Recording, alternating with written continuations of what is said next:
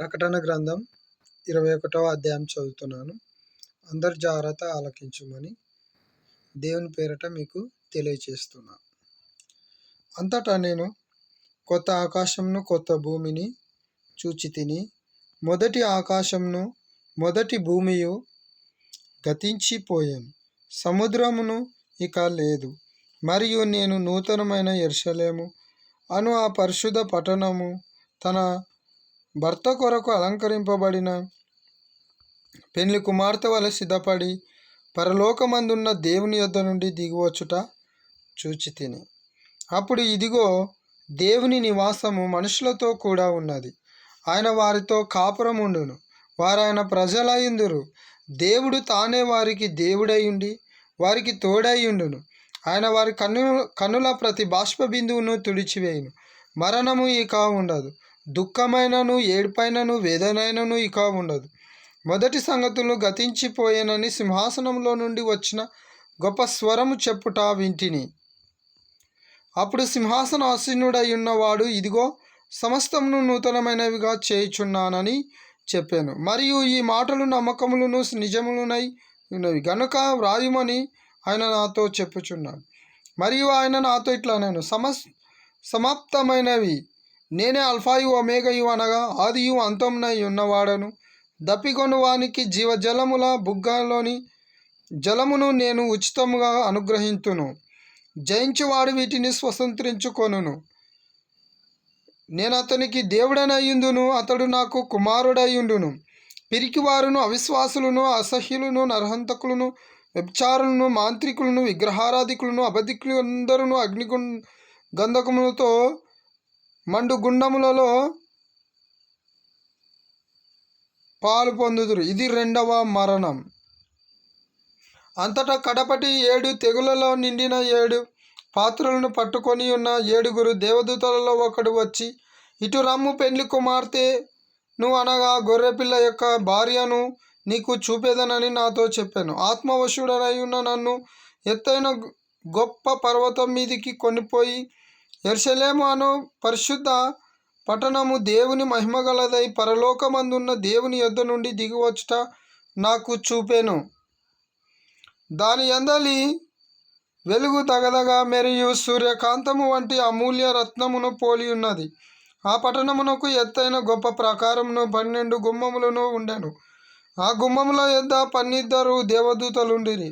ఇజ్రాయేళ్ల 12 గోత్రముల నామములు ఆ గుమ్మముల మీద వ్రాయబడి ఉన్నవి. తూర్పు వైపున 3 గుమ్మములను, ఉత్తరము వైపున 3 గుమ్మములను, దక్షిణము వైపున 3 గుమ్మములను, పశ్చిమ వైపున 3 గుమ్మములు ఉన్నవి. ఆ పట్టణపు ప్రాకారము 12 పునాదులు గలది. ఆ పునాదులపైన గొర్రెపిల్ల యొక్క 12 అపోస్తుల 12 పేర్లు కనబడుచున్నవి.